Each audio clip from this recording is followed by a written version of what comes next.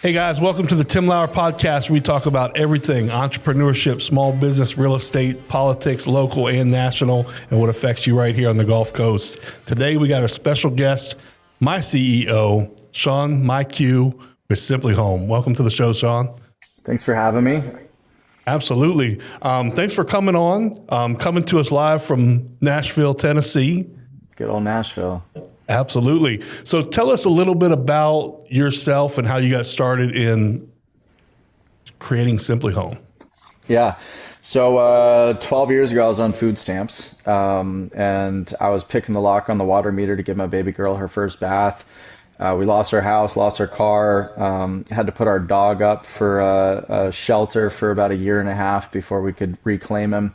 And me and my wife and 3 kids, all in diapers, I think practically, moved back into my childhood bedroom. And I was a very lost person in that moment. Like, I knew I had purpose. I knew I had drive. I knew I was going somewhere in life. I just didn't know where somewhere was. And I was fortunate enough to have already been introduced to real estate as a whole, as an agent, through some folks who owned their own brokerage. And I did my pre-licensing actually before college, and then I dropped out of college and then forgot about it all. And then was fortunate enough to meet someone, a sales coach, a national sales coach, and he introduced me to a local real estate broker who gave me a chance. And he, if there's one thing I have to credit him for, it was that he whipped out his credit card and helped me get licensed and get started. In 42 days after getting licensed, which is actually on Sunday will be my 11-year anniversary of getting my real estate license. But in 42 days after getting licensed, I had my first closing. I had negative $800 in the bank. And it was a $4,200 commission check that he took 50% of, but I still was like, hey, kids, wife, we're eating out tonight. This is going to be a great time. So nice. That's how I got started. Cool. And so I had a pretty fast start. I was fortunate to have some good mentorship, some good guidance, some leaders that I could attach to and help get to that next level, or that first level, I suppose. And I went through a couple different companies and I realized, like, all I feel like is a number. And, I'm at a huge company and I'm one of 120,000 people. And I never wanted people to feel that way, because everybody has a day one and everybody has that start, and that start is so important. But if you just feel like you're on an island, it's really hard to grow and to accelerate your career. And so I've tried to build something that feels like a family, that feels like value and collaboration, regardless if it's somebody's day one or if it's their year 20. Absolutely. You've definitely done a great job of that. And I know that experience of being with bigger companies and feeling like just a number. And that's definitely not been the case with SimpliHOM. So where did the concept for SimpliHOM come from? A lot of guess and check. The concept for SimpliHOM came initially for the culture piece first. I wanted to make sure that we nailed that, but I also wanted to make sure that when people were aligning with us, that they realized the real demonstrable value that could help accelerate their business. And whether that was, a free transaction management, which has been provided from day one, or free healthcare, or the tools and the technology and the proprietary tech stack that we provide. I wanted people to be able to plug in instantly, have their identity, have their autonomy, and then to easily succeed through our platform. Awesome. So what I love about SimpliHOM is the technology, but we're not so focused on it that it takes away from building relationships. It almost pulls some of those barriers out of the way so we can build those relationships even stronger. Yeah. Well, and as we continue to improve it, and thankfully AI has allowed an acceleration of that, but there's so much fear in the marketplace that AI is going to replace the realtor or replace the salesperson or whatever. And so we're building everything on the AI empowering the realtor and empowering that relationship. But what we're building next is really, how can we make the relationship proprietary? How can we help someone realize their dream of homeownership and then help support them through that reality over the 10 or 11 years that they're going to own that home? and ensuring that there's trusted value add relationships intact from the day they purchase to the day they sell, that lead to additional revenue streams for our agents. And so that's something I'm very excited about in the future, is replacing the barriers that once existed in the tasks and things in the back end that bog agents down away from that relationship, and allow and empower them to find success while also realizing new avenues of income.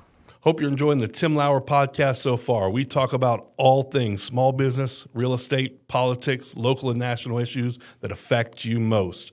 Make sure to like, share, and subscribe to the channel, and be sure to drop a comment below. I read and reply to each and every one. Now let's get back to it. Awesome. That's one of the things I love, is the vision is a lot different than you see in a lot of other companies. It's a lot more forward thinking. What are some things that we got going on that agents should look at when they're comparing brokerages? And then where do you see the future of that going? Yeah. Just in general, I always compare, and I shouldn't. It's not good for mental health, so I wouldn't recommend people do. But, I'm always comparing. I'm always looking to see what is everybody else in the industry doing and how are we shaping up against it. Every October, November, I do an analysis and I sit down and say, would I join my own company? Yes or no? If not, why? And what should change to shift that answer? And it leads to some people being upset with me from time to time of like, well, why would you change anything? Oh, that's because that's what happens, right? When you're growing something, you have to have that those pivot moments. But when I analyze what we have to offer, I think we already have the best value stack. We're giving people free transaction management. We're giving them free healthcare. We're giving them a proprietary stack. We're giving them revenue share. We're giving them pre-IPO stocks. We're giving them convertible bonus certificates. So once they cap, they get that $15,000 back once we IPO or sell. And so they have all of that for a very low cap structure, including now a no fee structure. $0 a month options are available to people because Wow. I look at the overall picture of the challenges that we've faced over the last 4 years in this industry. And the reality is 2009 and 2010 were a cakewalk compared to what people are battling through today. We're selling 1 million fewer homes per year for the last 4 years than we did during 2009, 2010 as an industry nationally. And so it presents significant challenges.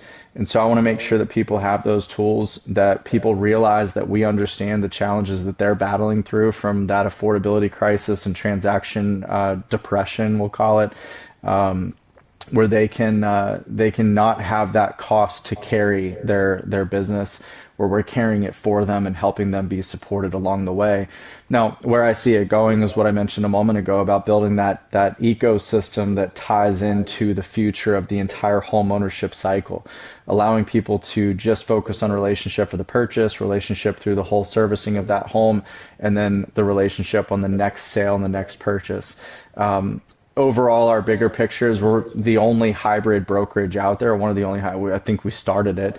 And so our objective is to give people the cloud-based benefits while also giving them brick and mortar locations.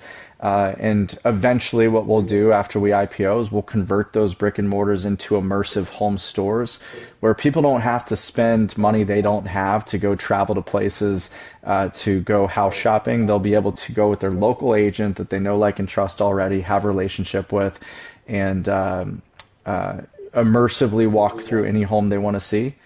Experience it, have our mortgage company fund it, no Fannie, Freddie, Jenny, private money, private rules, retina-scan closings, and a very simplified process for the consumer. I think the reality is our industry has gone through so much change over the last 2 years, and it's continuing. This has been kind of the year of consolidation. We have so many brokerages buying brokerages, little ones buying big ones, and big ones buying bigger ones, and things of that nature. And all they're doing is creating chaos for the consumer. They're actually making it harder for the consumer to go house shopping. And I feel like our approach of consumer first mentality and people first as a cultural standard is something that will certainly support that vision. Absolutely. And you talked about the disruption in the industry right now. What do you think that means for the traditional brick and mortar real estate company? Yeah, it's interesting. Only about 7% of agents across the country are part of cloud-based brokerages.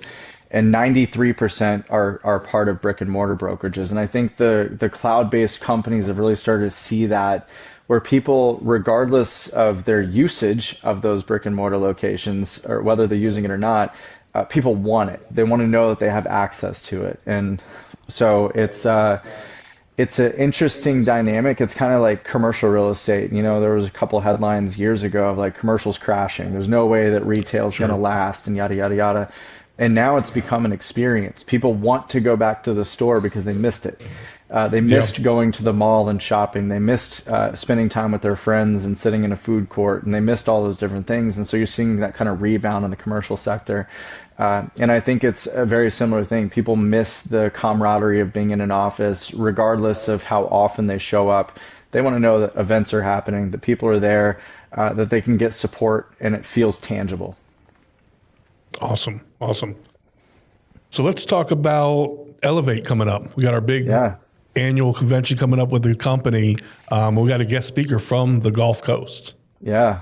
So we have the second annual event for us, a national event, and we've had so much growth since the first one. In the last 2 years, we've opened up 24 states. Wow. And continue to grow and expand the agent count across the country, selling more houses than ever before, which is wild in the times that we're in. But I reached out to Ricky Carruth, a local to your neck of the woods, and I said, hey, Ricky, if I fly you and your family up, will you come hang out and speak at our Elevate event and go to the VIP dinner? And he was like, what am I flying in? I was like, you'll love it. Just yes or no. He's like, yeah, I'm coming. So nice. It'll be great. He's a great voice in the industry, and we all have the people who are supportive of us and the people who aren't.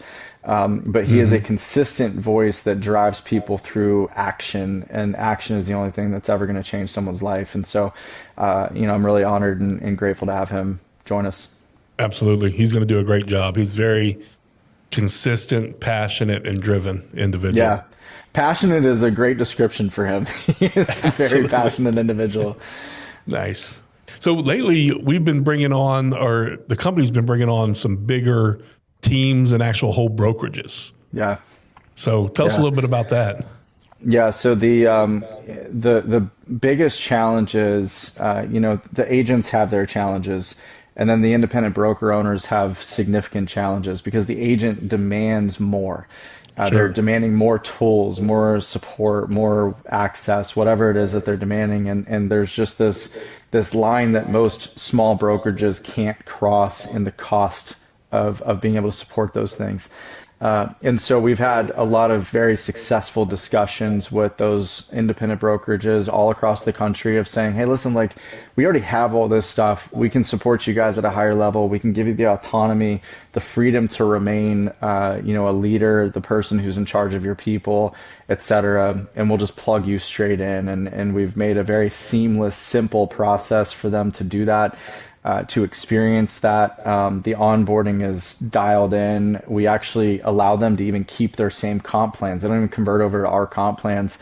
Wow. Because unless their comp plan was more expensive, because we've found people hate change, right? And so if we're able to say, hey, nothing changes, your name doesn't change, your comp plan doesn't change, you literally just slide into our ecosystem, and the only thing that changes is all these new tools and support that you get. It's something that people are finding significant value in. It's saving those broker owners from the stress, the chaos, the potential bankruptcy, and allowing them to plug in and find a new version of success. Wow. So let's talk about the growth for a little bit. How long has SimpliHOM been around? Yeah, so I started SimpliHOM in 2018. And it's it feels like a really long time, some days longer than others. But we wanted a really solid foundation. I felt like the only way that we could really hit the goals and objectives that we have is if we've laid a great foundation. And so we spent the first 6 years building just Nashville. And we grew Nashville from 4 agents, I'd say 0, but that's a lie, 4 agents to about 500 agents before we started to expand outside of Tennessee. And then in 2024, we started our outward expansion. Over the last 2 years, we've opened up 23 additional states. Nice. And so we're in 24 states today. We're at about 1,200 agents. And we just continue to battle, and we're always the underdog. And I tell our staff that all the time, like, we are the underdog. Like, there are guys out there who are way more funded. I started with $30,000 in an idea, and we've been able to turn it into, we just got a valuation last week, turn it into a $40 million company. Wow. And so we're going to continue to push and push and push, and eventually we'll get to that IPO objective. That's awesome. That's awesome. You do a great job of keeping great people around you. You know, when I visit the corporate office, you got somebody in every position lined up. How important is that as a CEO growing a business? It's everything. I mean, like, I think about everything we've accomplished as a company, and I think about how much I've contributed to it, and it's a unfair percentage. Okay. I've contributed in vision, I've contributed in those things, but the actual operational complexities that come into the day to day, and the ability to service our people, take care of our people, pay our people quickly, all of those things are because of an amazing staff that we have, and we're always trying to pay attention to their workload, really. What are the next break points that we have to ensure that we're hiring ahead of, to make sure that we don't let the experience slip. We need to make sure that people are having a seamless experience from hello to goodbye, if there ever is one. Awesome. As far as bigger impact, what is it you want to see SimpliHOM have an influence on the industry? Yeah. The influence on the industry, I think, is really that ultimate vision that we're working toward. And already what I've kind of realized is that real estate brokerages are commodities to agents. And so what we're focused on right now is decommoditizing the brand. We need to ensure that we have a consumer-centric, consumer-focused value add, that people know when they work with a SimpliHOM agent, they're going to get this benefit, and this experience, right? And so we're kind of going through that transition right now of decommoditizing. Then we have that whole homeownership ecosystem that I was talking about. That's going to be a complete separator. But really, truthfully, the whole thing is based around people first, making sure that people feel that they're not just a number, both on the consumer side and the agent side, but also understand that there's value both short-term and long-term, but that everything is designed to be simple. I need people to have a simple experience, both for agents and consumers, for us to really realize that vision. And that's an AI-empowered process, but it comes back to that idea that people don't have the excess money to go and travel across the country to find the house of their dreams. They need a better way. They shouldn't have to, like Compass is trying to force them to do, go to 4 different websites to find all of the inventory that's available to them. They should be able to go to one website, whether everyone in the industry likes that website or not. They should be able to go to one place and see the information they're looking for, or multiple places that all have the same information. And so I want to ensure that everything we're doing is designed for simplicity for that end user, and that we're lowering the barriers as best as we're able for homeownership for the American. Wow.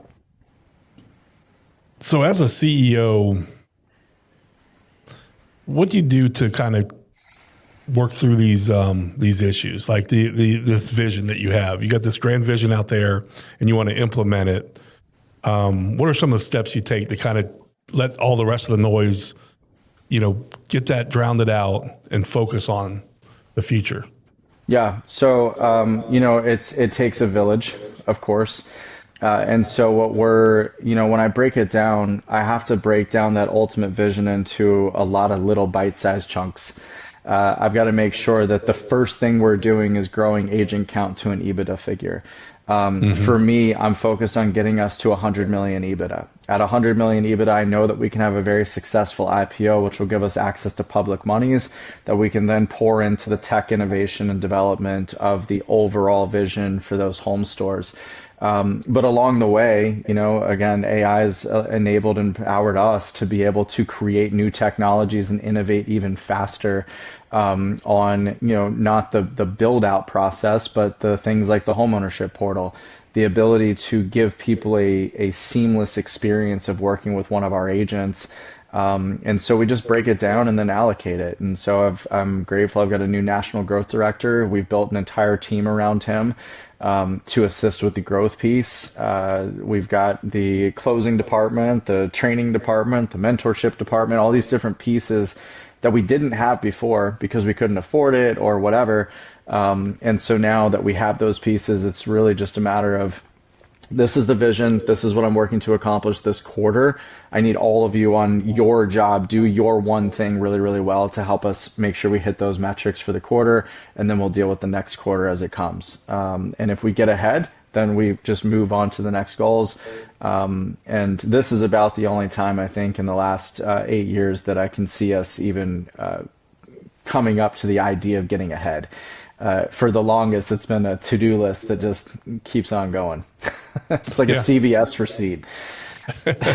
That's right. That's right. That's one thing I love too, is having that vision and growth out there, and then also being a part of it is definitely makes you not feel like you're just a number out there. What is some advice you have for real estate agents, team leaders, brokers out there? Go back to the basics and love on people. And that's how you're going to win. So many are chasing every single shiny object out there, and they're missing the key piece of relationship and human connection. And if they'll just go back to the basics of that right there, they'll be successful regardless of the market and the economy. Awesome. Awesome.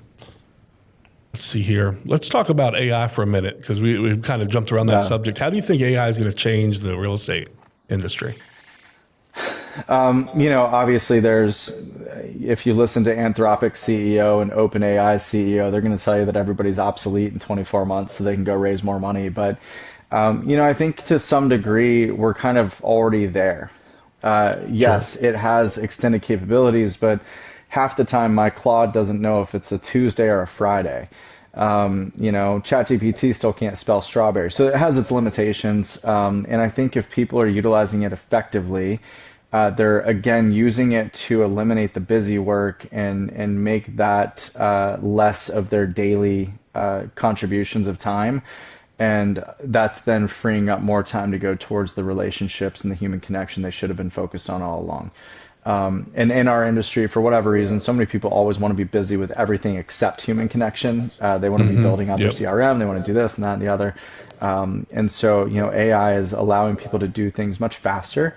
And produce a decent output if you know how to use it effectively. And so our job is taking what we know of AI, which is far more advanced than the average user, and building tools within our hub and our intranet that allow people to have access to what they need in an accurate manner, that really, truly they can trust in and understand is going to take care of them. And that looks like a couple of different things. I've got a relationship engine that we're working on that really focuses on the health of the relationship. That's judging the interactions based off of the type of communication. Was this a phone call? Was this a text message? Was this a dinner meeting? That gives a different relationship health score. If there was a conversation that took place, it pulls out pertinent details and gives follow-up tied to those pertinent details.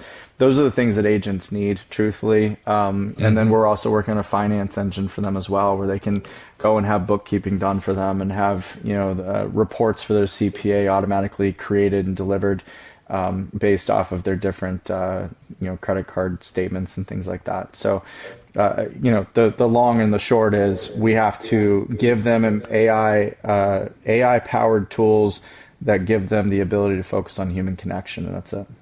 Awesome. So agents out there, maybe we have a newer agent or an agent thinking about switching brokerages. Why should they come to SimpliHOM? With a newer agent, we have a beautiful mentorship program and every single tool that they could ever need to be successful. They've got culture, they've got collaboration, they've got community, they've got all of the things that they really need to plug in the tech, everything else. the experienced agent, sometimes it comes down to cost, sometimes it comes down to support, sometimes it comes down to, a big name brand brokerage takes them a week or 2 weeks to get paid. And we have such dialed in processes from onboarding to getting paid that everything is just seamless and flows and is simple. And there's never any question of where is my money. It's always there before they can even, realize that it's there to be spent. And so, it comes down to what they're looking for, but our overall offering, our overall stack, our overall competitive position against all other competitors is unrivaled. Absolutely. So I agree. Everything you guys put into place, or that this company puts into place, has been seamless and well thought out. There's no kind of knee-jerk reactions at all. What's your motivation and why behind? What's my motivation and why? It's funny. At one point, my motivation and why was money. Sure. I was driven by, I wanted cars and I wanted planes and I wanted to travel and I wanted all those things. And then I started checking those boxes, and then I realized that my motivation is the promise that I've made to so many people. I've set a goal and an expectation of what can happen to other people's legacy, to other people's opportunity, so long as I deliver every single day. And so that has truthfully become my motivation, my opportunity. I could have sold the company 2 years ago. I had a great offer 18 months ago to be able to sell the company and go kind of do my own thing and not have to do this every single day. But when I look in the mirror, I go, okay, would I be able to be okay with the fact that I've made promises to people who have sacrificed blood, sweat, tears, money, everything to help us get to where we are, and let them down? And I wasn't able to say yes to that. And so, it comes down to, we have a big goal, we have a big vision, we have a great opportunity ahead of us, and I want to see every single person who's helped me build this win when we get to that day. Awesome. So you're a younger CEO, got a young family. How do you balance work and then also making sure you have time to spend at home as well? I'm 37 and I've been married for 15, almost 16 years now. The three kiddos that are now too old, 12, 14, and 17. Oh, wow. And I didn't understand balance until maybe 2 years ago. I was the absolute workaholic. I was working when I was at home, sitting on my couch. I was working, from my office at home. I was working from the office, wherever. I was always working. And so what I realized is people will always operate within the boundaries that you give to them. And so my boundary didn't exist. I was available 24 hours a day, and therefore I was always, being pinged by people. And so one of the things that I've shifted is I really more than likely leave my computer at the office every single night. And when I get home, I have now two separate phones. I have a personal phone that nobody knows the contact other than family and like really close friends. And I have the work phone, and I usually leave the work phone in my car or put it on airplane mode when I walk in the door. And so I try to get home around 6 p.m. And then, I leave in the morning just to skip traffic. I leave around 9:30 to avoid all that. And so I get my full day in, and it's a very productive, focused time, but it also came down to expectations with my family of like, hey, when I'm working, like if it's an emergency, hit me up. Otherwise I'm locked in. And then when I'm home, I'm locked in. But there are other things that come up, man. Like, people first has very interesting definitions, and so does balance. And so I had a meeting with a large group of agents scheduled a few weeks back, and I got a text message from a friend of mine in Alabama, and asking if I was able to fly her best friend home who was passing away of cancer. And I literally dropped everything, and I ended up picking up the girl's family and flying them out to California. Wow. Within like an hour to get them there. And I canceled that meeting, and I literally texted my wife on the way to the airport, and I was like, hey, by the way, I got to run to California. I'll explain later. And she was like, nice. Okay, when are you coming back? And I was like, I'll be back tomorrow morning, because I had a funeral I had to get to in Nashville for one of our agents that passed away. But, it's that understanding amongst the family unit that sometimes things change and things come up. And we've got to be flexible, we've got to be malleable, and we've got to be understanding, but we're all working towards something that's going to be a satisfactory outcome for all parties. Awesome. Awesome. Anything we didn't cover that you wanted to mention during the podcast? I don't think so. We covered a lot of stuff. Yeah, look at us. In 31 minutes. Nice. But I tell you, Sean, it's been a great experience with the company so far, and I'm looking forward to the future. You know, it's so great to be a part of something that you're watching grow and seeing grow through a visionary. And, you know, you kind of go, okay, I don't know how that's going to work. And then you kind of see it play out, and it's definitely moving in the right direction. So I appreciate that. And thank you for your time. And I'm looking forward to seeing you very soon in Nashville. Yeah, ditto. I appreciate you. I appreciate all the things you've done for us to help us grow in the area. I always love seeing the Cyber Beast online. I'm like, oh man, look at that. The whole city of Foley knows about the Cyber Beast. Oh, definitely. And yeah, no, I'm just grateful for the opportunity to work alongside you and looking forward to the future. Awesome. Thanks for the time, Sean. Appreciate you, brother.